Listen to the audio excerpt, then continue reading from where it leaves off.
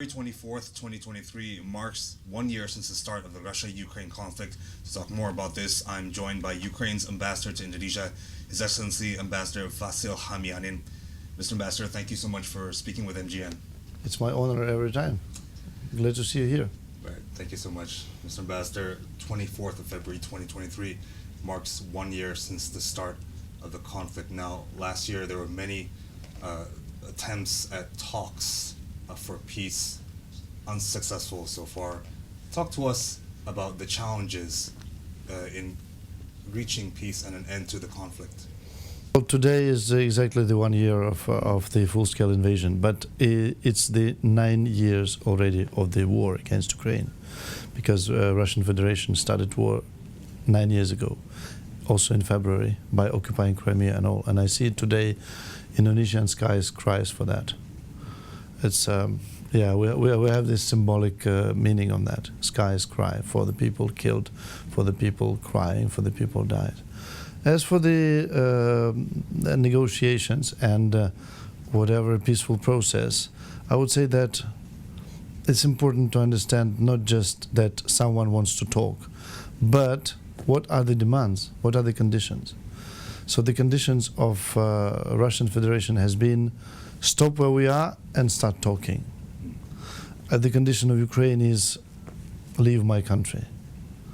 So basically that's it. We have to liberate all our territories.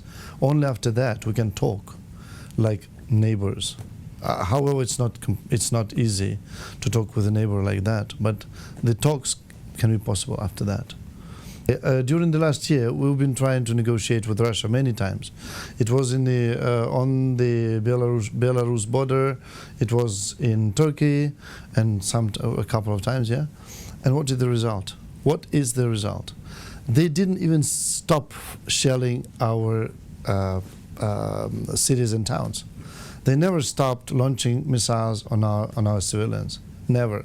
So people who say they want to talk, people who say they want to negotiate and loving peace and going back to stability and all, let's see what they do, because in many clever books and wise books it says that don't listen what they say, see what they do.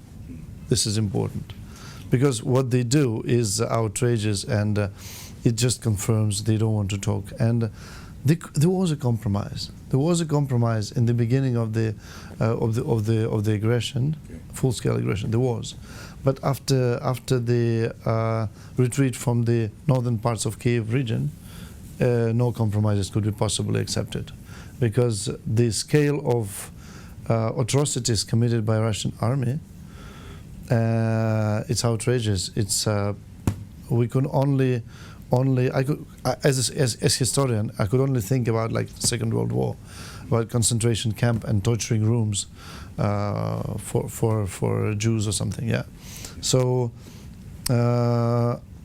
we just imagine people under occupation and how they feel, because every time we liberate every city, every town, every village, we find mass graves, we find torture rooms, torturing chambers, we find like bodies and everything. So it's just not human of us to leave these people there, because they're waiting for us. Russia and President Putin have continuously said that the West does not want the war to end, and the West are using Ukraine as a proxy to prolong the conflict. What's your response to this?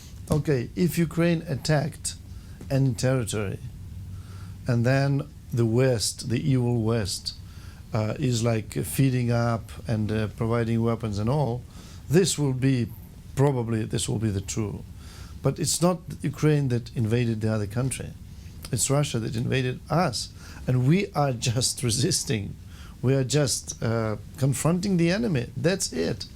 So what do they mean by telling that we are proxy and they don't want the war to end? I don't understand that, because Russians are champions in propaganda and lies. They create so much sophisticated formulas and not really, nobody can understand that. But I mean, how can people that have the country destroyed, have the hundreds of thousands, I think, of citizens died and badly injured? How would we not want to stop the war? How do not we want to end this and go back to the peaceful life? But the problem is they don't give us the chance. There's also concerns of escalation. Russia's President Vladimir Putin, just very recently, on the 21st of February, he announced that Russia will suspend the Russia-U.S. nuclear treaty. Russian ambassador to Indonesia, she said that they won't rule out using nuclear weapons to defend themselves. What is your take on this? Is this something that is thin-veiled in your opinion, or does Ukraine firmly believe that Russia could potentially use nuclear arms? First, may I ask anyone who Russia is going to defend itself from? Who is attacking Russia? Who is fighting on Russian territory? Who? NATO, by the way, was created as the defensive alliance, not offensive. So who is going to offend Russia? But as for the nuclear weapons, there are many reasons to prove that no nuclear conflict will be possible. There are psychological reasons. There are technical reasons. There are like procedures, like psychological reasons. Okay, Putin is mad. Do you think that all the people in the Russian government are as mad as to destroy the world, destroy the kids, destroy their lives? I just doubt it very much. They still want the money. They still want the cars in Monaco and villas somewhere in the Italy. So they don't want to die, right? And second, this will cause the rage not only of the West but also of China, India, and all other nuclear states. This will be the rage because no one uses nuclear weapons.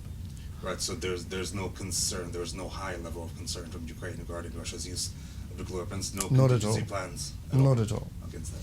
It just if you trace the rhetorics of Russian president and the government since the beginning of the full-scale invasion, you'll see how they changed.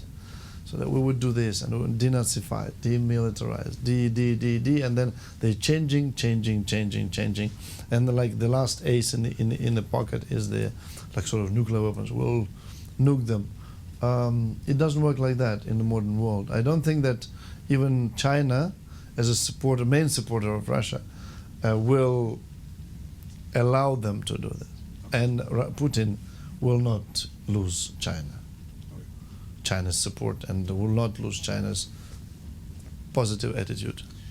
Okay, Mr. Ambassador, Russia has been aggressively launching airstrikes, especially in recent days. Do you believe that this is related somehow with the heavy weaponry that were sent by countries to Ukraine, including from NATO countries? No, it's not related in any way, because when 1 year ago, last February, last March, last April, when we didn't have any weapons, the shelling didn't stop.